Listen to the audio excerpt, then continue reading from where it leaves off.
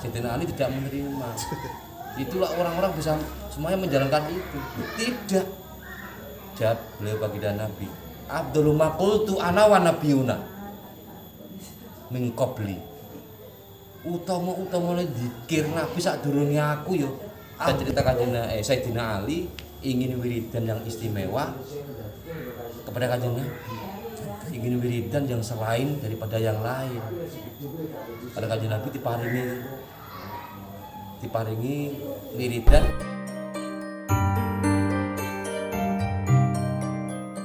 daripada legowo tela. Rokokan barang ya iso ngrasakne. Ora mil tenan kok terus rasa surya kan. Macam itu.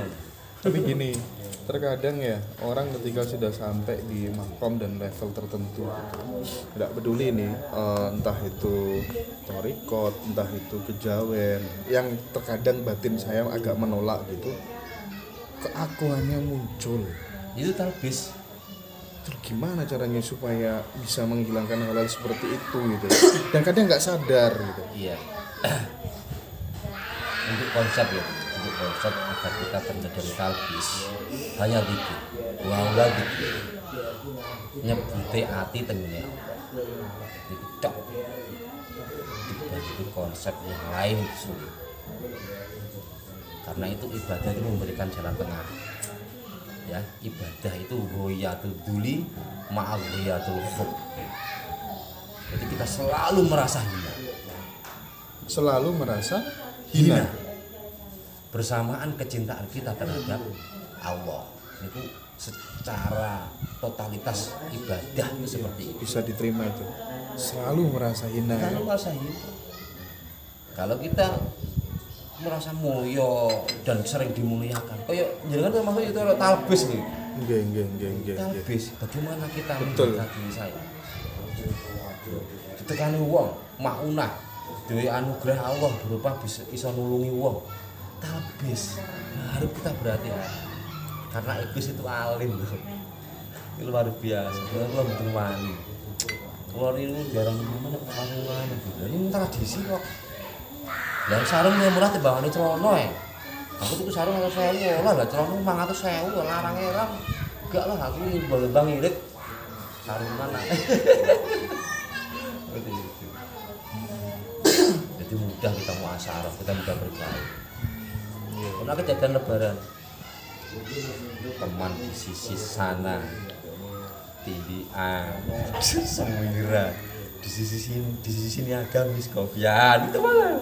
Lo dateng kami asik gitu kan. Kancaku lucu ya bang. Jadi kayak bunglon lah. Dan sebagai anutan. Karena keyakinan kita dalam hati. Yang benar adalah hati.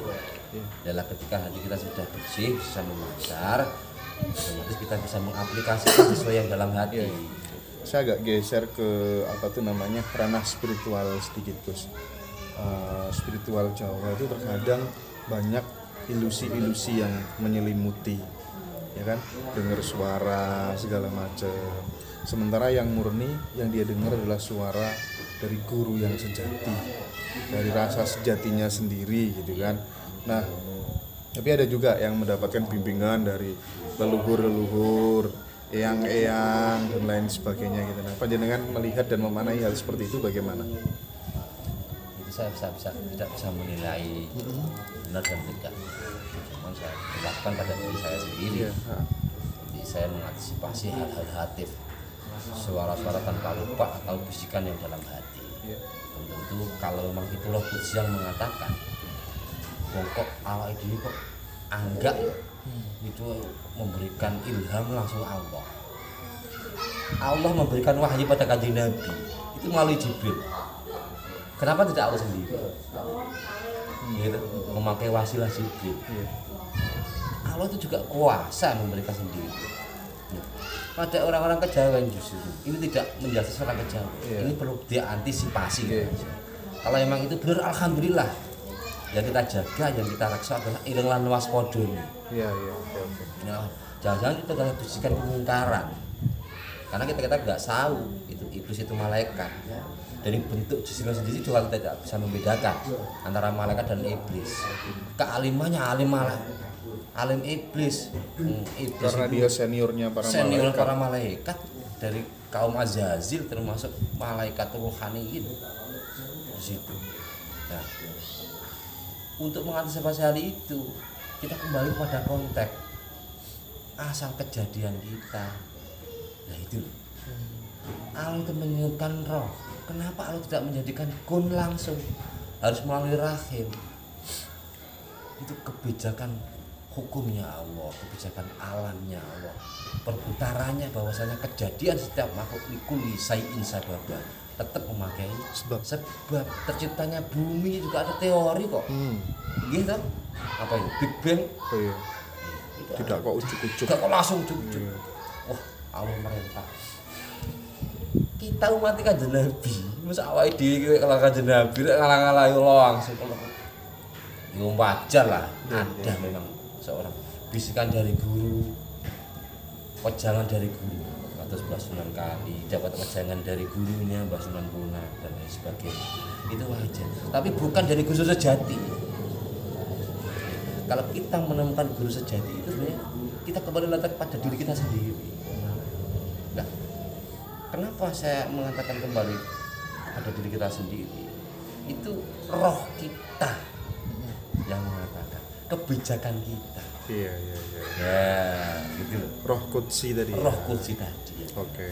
Nah, itu kalau kita perluas, kan kita nggak tahu itu yang berbicara roh sultani atau roh ruwani atau roh Qudsi, kan nggak tahu juga.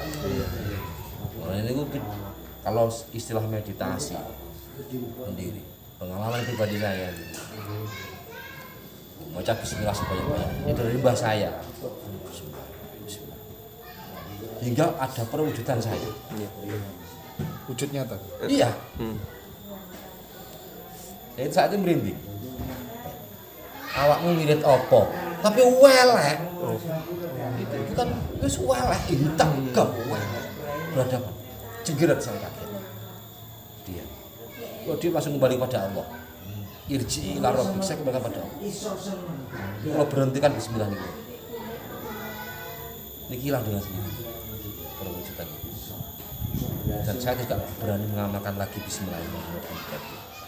Saya gali dulu rahasia-rahasia dalam harfiah setiap bismillahirrahmanirrahim. Karena saya itu memang tidak kontrol. Tajasud bisa itu biasanya orang Jawa namanya korin.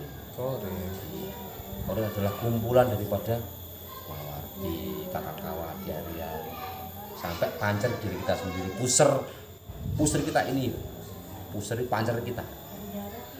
Pancer ini yang menyambung antara roh kita dengan ibu Hawa dengan kandung rahim seorang ibu.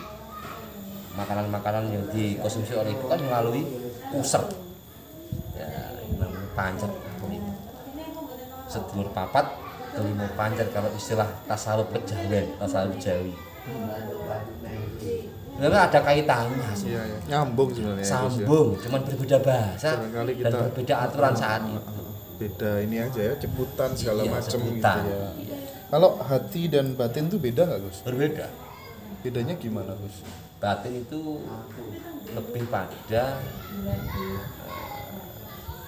dalamnya hati. Iya, batin itu dari kata mawatin, muara. Hati yang paling dalam berarti. Hati yang paling dalam. Jadi bahasanya siru asror, rahasianya hati. Nah, yang kita pelajari tasawuf itu memang kita dibulak-bulak itu tetap hati. Bagaimana kejernihan hati? Karena cahaya itu tidak ada padam.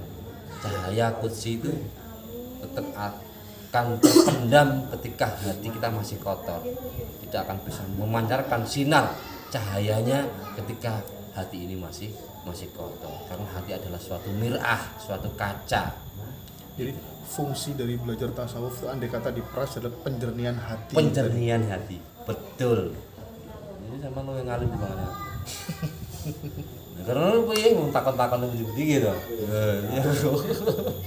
Makalai wakai. Tapi kalau misalnya orang mau masuk thorikot ini Gus ya, Apakah harus menunggu syariatnya sempurna terlebih dahulu? Itu khilafiyah. Itu ya? Iya, Iya. khilafiyah. Ada yang tidak dengan berjalannya waktu, Iya. ada yang harus. Itu khilafiyah. Beda orang beda, Beda, sudut pandang iya, ya. beda. Enggak, itu seperti berbeda torekohnya juga berbeda pendapatnya. Oh iya. Tentang itu. Tapi kalau dari panjenengan secara pribadi memang di hadapan Tuhan semua agama sama ya? Saya pribadi sama. Sama ya? Sama. Oke. Lalu Nasrani juga dari Allah. Iya. Yahudi juga dari Samawi. Ya gitu. Ya kita saja yang selalu terikat dengan aturan dan bahkan merevisi aturan itu sendiri. Betul. Bahkan Untuk mempermudah salah kita. satu ayat kayaknya saya pernah baca juga, orang Yahudi, orang Nasrani, orang Muslim bisa selamat asal mengakui Tuhan dan berbuat baik kepada sesama. Iya, seperti itu.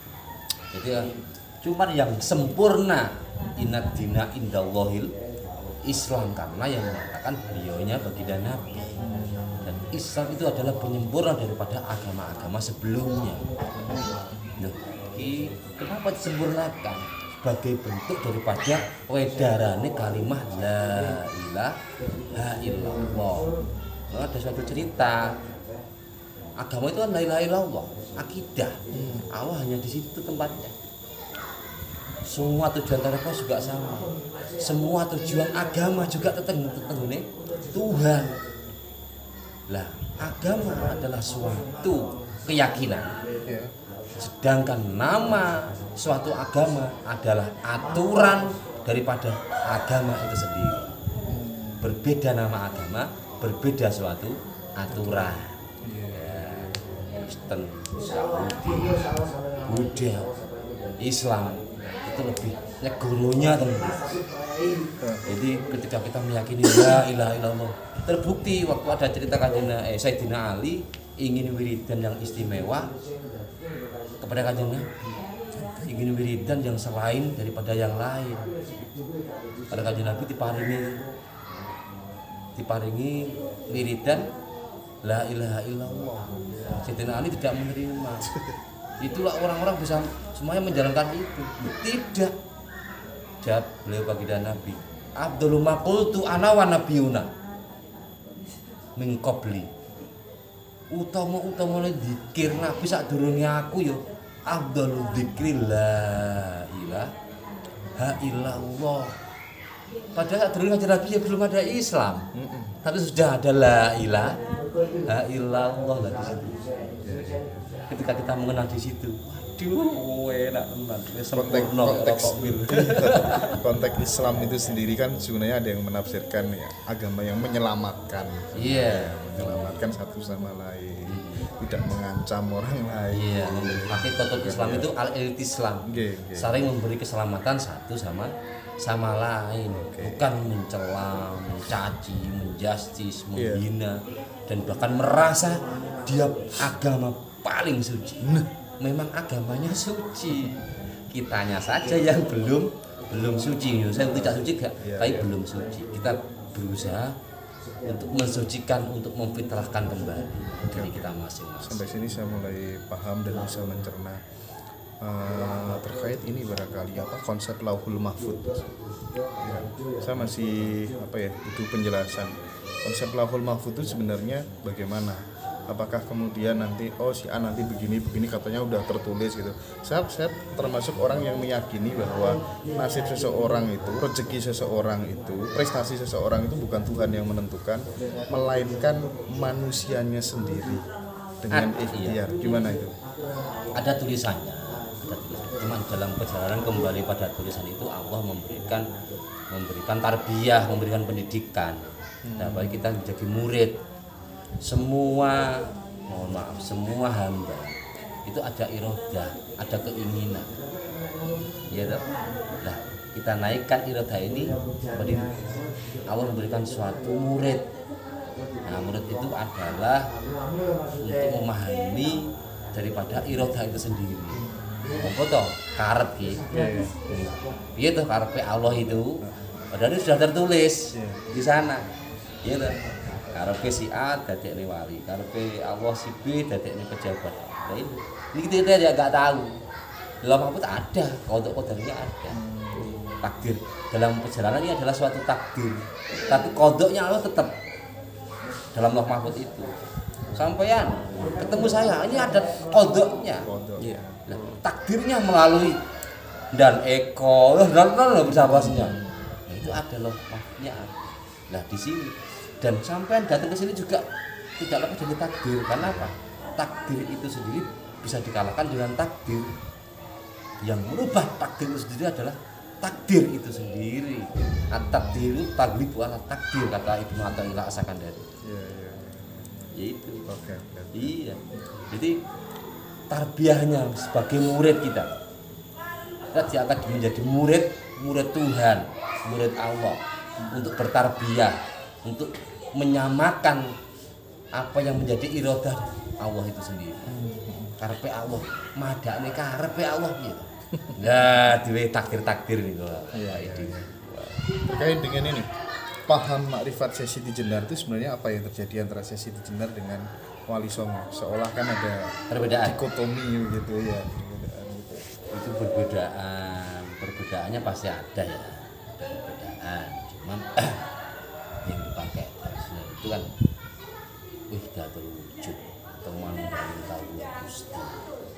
Jadi wanggaling Kaulah Gusti itu lebih pada makom jamek, makom perkumpulan antara seorang hamba dengan Tuhannya. Jadi menyatu, persatuan. Nah, persatuan itu kan berarti ada unsur zat yang berbeda, ada unsur basariyah, ada unsur rububiyahnya. Itu ketika sudah bisa menyatukan dengan konsep zikir, nah itu kita bisa menyatu. Bukan berarti kita harus mengakui Tuhan, tapi kita lebih mampu karena sebutan itu tadi.